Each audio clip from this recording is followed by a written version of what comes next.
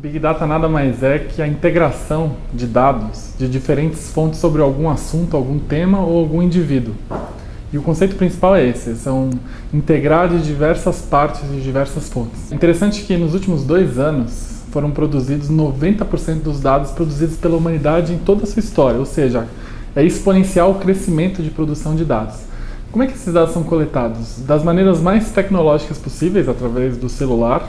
Quando você ativa seu celular, você já começa a gerar informação, seja da sua localidade, seja do conteúdo que você produz, com foto, com texto, com e-mail, com acesso à internet, ou seja através de pesquisa, seja através do que a gente fala de monitoramento de redes sociais, de monitoramento de internet, ou seja, tudo que é colocado no ambiente web é capturado. Ou seja, o importante do Big Data é que a coleta de dados ela é feita de N maneiras, de diversas fontes offline e online. Tanto é que a definição técnica acadêmica de Big Data é a integração de dados offline com online.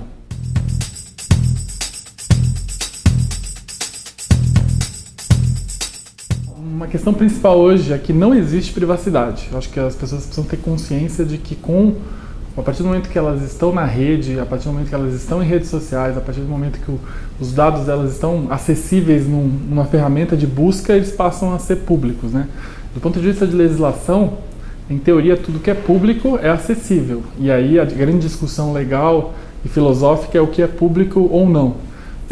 E muitos dos dados são coletados, por exemplo, no celular, pela legislação. Quem vai coletar um dado no celular tem que perguntar ao usuário se ele está disposto a compartilhar esses dados, se ele está disposto a compartilhar a lista de contatos dele, se está disposto a compartilhar a localização, ou seja, a legalidade entra no aspecto público e no aspecto de permissão, que o nome técnico disso é opt-in, se você se coloca ou permite que os seus dados sejam acessados. Tudo que é feito de uma maneira não permitida ou não pública entra na zona da ilegalidade.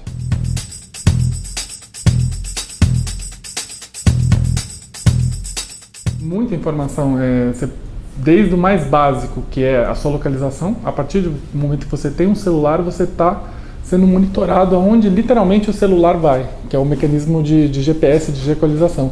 A outra, dos conteúdos que você produz e dos conteúdos que você compartilha e dos conteúdos que os seus amigos interagem com você, ou seja, um smartphone, ele basicamente dá o raio-x da vida da pessoa. E quanto mais ela tem aplicativos, quanto mais ela acessa, quanto mais ela usa os dados, mais ela está gerando dados e mais ela está compartilhando dados com o mundo. Então, o mais interessante desse mecanismo de celular, que eu acho que é o futuro, todo mundo vai ter a vida ali, é que ele praticamente dá o raio-x de toda a sua existência, né? Quanto mais você compartilha, maior a profundidade desse conhecimento, né?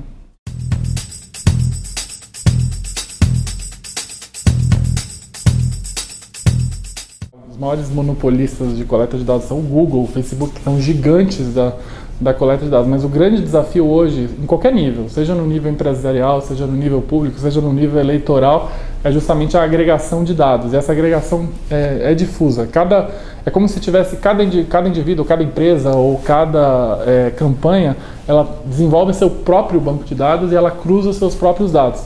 O Facebook, obviamente, ele tenta compartilhar o menos de dados possível para que poucos dados possam ser acessíveis de maneira geral e que ele, claro, seja o detentor dos dados. Mas o mais importante hoje é que o maior ativo das empresas hoje é a quantidade de dados, não só a quantidade de dados coletadas, ou seja, o histórico dos dados, mas a sua capacidade de coletar dados. E eu sempre digo que o modelo do Waze, o que é o modelo do Waze? O modelo do Waze é basicamente que é um geolocalizador, né, de mapa, que ele basicamente coleta informação. Então esse é o maior ativo dele. Então o que acontece é que cada um tem o seu Big Data, cada um tem o seu feudo de informações.